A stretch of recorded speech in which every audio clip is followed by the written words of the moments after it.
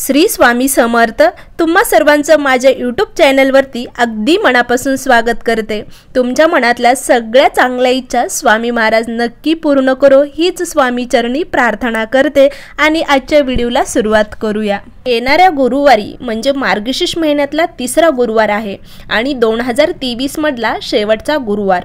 याचबरोबर या दिवशी गुरुपुष्पामृत योग आहे। हा योग अतिशय महत्त्वाचा मानला जातो। सर्वात महत्त्वाचा योग देखील आहे। तुम्हाला माहिती आहे की या गुरुपुष्पामृतच्या म्हणजे दिवशी सोने खरेदी करण्याचा उत्तम दिवस मानला जातो आणि आपण सगळे सोने खरेदी करतो। पण याचबरोबर आपण याच दिवशी लक्ष्मी प्राप्तीसाठी काही सेवा देखील उपाय देखील करणार आहोत आणि आपल्या गुरूंचा आशीर्वाद आपल्यावर कायमस्वरूपी राहावा म्हणून देखील आपल्याला गुरुची सेवा उपाय आणि तोडगे देखील आपण करत असतो। तर आजच्या व्हिडिओमध्ये मी तुम्हाला अतिशय प्रभावी अशी सेवा सांगणार आहे जी स्वामी समर्थ महाराजांच्या केंद्रात सांगितली जाते। तुम्ही नक्की करा। खूप प्रभावी सेवा आहे। 24 दिवसाची सेवा आहे। फुलवातीची ही सेवा आहे। ती खूप प्रभावी सेवा आहे। ही सेवा करण्याचं कारण म्हणजे आपल्या घरातली लक्ष्मी स्थिर राहावी यासाठी हा उपाय आहे। कसा आहे ना, तुमच्या घरात खूप पैसा येतो पण येण्या अगोदरच त्याचा जाण्याचा मार्ग देखील ठरलेला असतो किंवा घरात पैसा टिकत नाही, त्यासाठी ही सेवा आहे। अत्यंत प्रभावी सेवा आहे लक्ष्मी प्राप्तीसाठी। तुम्ही नक्की करा। तर सेवा करायची कशी? सगळ्यात अगोदर म्हणजे लक्ष्मी प्राप्तीसाठी म्हणजे जी आपण सेवा करणार आहोत त्याला नियम देखील आहेत आणि ते नियम अगोदर बघूया की नेमके नियम आपल्याला काय पाळायचे आहेत। तर गुरुवारी तुम्हाला सकाळी किंवा संध्याकाळी, तुम्हाला जर सकाळी वेळ मिळत असेल तर सकाळी किंवा संध्याकाळी दिवे लावण्याच्या वेळेस, संध्याकाळी दिवे लावण्याच्या वेळेत म्हणजे तुम्हाला एक टाइम फिक्स करायचा आहे, सकाळी किंवा संध्याकाळी। जर तुम्ही संध्याकाळी जर सेवा केली तर तुम्हाला 24 दिवस संध्याकाळी सेवा करायची आहे। जर तुम्ही सकाळी सेवा केली तर तुम्हाला सकाळी 24 दिवस सकाळीच ही सेवा करायची आहे। शक्यतो तुम्ही दिवे लावण्याच्या टायमिंगमध्ये करा ही सेवा। आपल्याच घरात करायची आहे। तुम्हाला फुलवाती घ्यायच्या आहेत, थोड्या फुलवाती जास्त लागतील, थोड्या फुलवाती। त्यासाठी शुद्ध गाईचं तूप सुद्धा लागेल तुम्हाला आणि त्याच्यामध्ये ह्या फुलवाती भिजून घ्यायच्या आहे। शक्य असेल तर तुम्ही चांदीची निरंजन देखील घेऊ शकतात, नसेल तर तुम्ही स्टीलची वगैरे किंवा पंती देखील घेऊ शकतात। जसं तुमच्याकडे अवेलेबल आहे तसं तुम्ही घ्यायचं आहे तुम्हाला। चला तर मग आता बघूया सेवा नेमकी कशी करायची।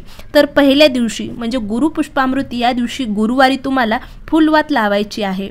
एक निरंजन घ्यायची आहे, त्याच्यात म्हणजे ती तुपातली फुलवात जी आहे ती तुम्हाला लावायची आहे। दुसऱ्या दिवशी 2 लावायच्या आहेत, तिसऱ्या दिवशी 3 लावायच्या आहेत, चौथ्या दिवशी 4 लावायच्या आहेत। असं करत करत तुम्हाला 12 दिवस 12 फुलवाती लावायच्या आहेत आणि 13व्या दिवशी परत 12च लावायच्या आहेत आणि तिथून म्हणजे चढता क्रम आणि उतरता क्रम करायचा आहे। म्हणजे कसं बघा की तुम्हाला 13व्या दिवशी पण 12 वाती लावायच्या आहेत आणि 14व्या दिवशी 11 वाती लावायच्या आहेत, 15व्या दिवशी 10 वाती लावायच्या आहेत। जसं चढता क्रम केला तसाच 13 दिवसापासून उतरता क्रम तुम्हाला करायचा आहे।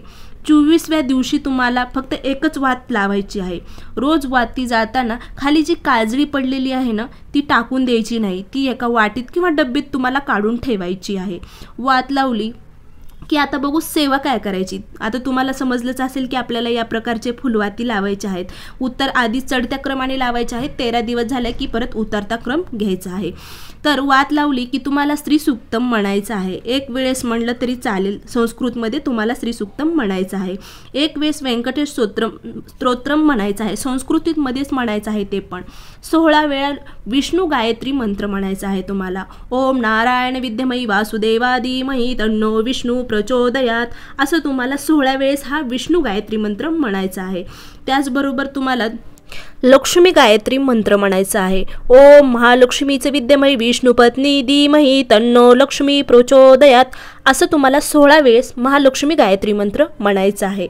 त्यानंतर तुम्हाला कुबेर मंत्र म्हणायचा आहे। कुबेर मंत्र पण तुम्हाला 16 वेळेस म्हणायचा आहे आणि त्यानंतर तुम्हाला 16 वेळेस नवार्ण मंत्र म्हणायचा आहे। हे सगळं मंत्र तुम्हाला नित्यसेवेच्या पुस्तकात मिळतील। त्यानंतर तुम्हाला श्री स्वामी समर्थ या मंत्राची एक माळ जप करायचा आहे।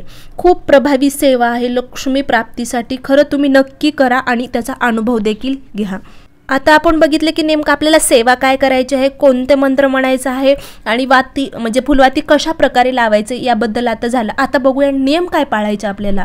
ही ज्यावेळेस आपण सेवा करतो, लक्ष्मी प्राप्तीसाठी ज्यावेळेस सेवा करू तर त्यावेळेस आपल्याला नियम काय पाळायचे. तर पहिला नियम, मासिक धर्म जर आला तुम्हाला, तुम्ही जर ही सेवा करायलात आणि त्यात जर तुम्हाला मासिक धर्म आला, 24 दिवसाची ही सेवा आहे, तर तुम्हाला ते मासिक धर्मामधील 5 दिवस ही सेवा स्किप करायची आहे आणि नंतर तुम्हाला ती सेवा डबल म्हणजे आहे तशी चालू करायची आहे. फक्त 5 दिवस तुम्हाला ती सेवा स्किप करायची आहे. दुसरं म्हणजे सुतक जर आलं तर मध्येच तुम्ही जर स्किप केली तर नव्यानं परत सुरू करावी लागेल. म्हणजे एक फुलवात लावायची, नंतर 2 फुलवात लावायची, म्हणजे नव्यानं तुम्हाला सुरुवात करावी लागेल. तिसरी गोष्ट म्हणजे मांसाहार वर्ज्य आहे. तुम्हाला मांसाहार अजिबात करायचा नाही या 24 दिवसमध्ये. ज्यावेळेस तुम्ही अतिशय प्रभावी सेवा आहे लक्ष्मी प्राप्तीसाठी, त्यामुळे तुम्हाला मांसाहार देखील वर्ज्य आहे. परान्नसुद्धा खाऊ नका, शक्यतो परान्न खाऊ नका. जर चुकून तुम्हाला अशी वेळ आली की खावाच लागते तर त्यावेळेस तुम्ही नंतर गायत्री मंत्र म्हणा आणि मगच तो म्हणजे परान्न ग्रहण करा. या प्रकारे ही सेवा आहे. आता दुसरी गोष्ट म्हणजे आता घरातली कोणतीही व्यक्ती ही सेवा करू शकते का, तर हो, जरी घरातली कोणतीही पुरुष किंवा स्त्री दोघातून कोणीही एक व्यक्ती ही सेवा नक्की करू शकतोय.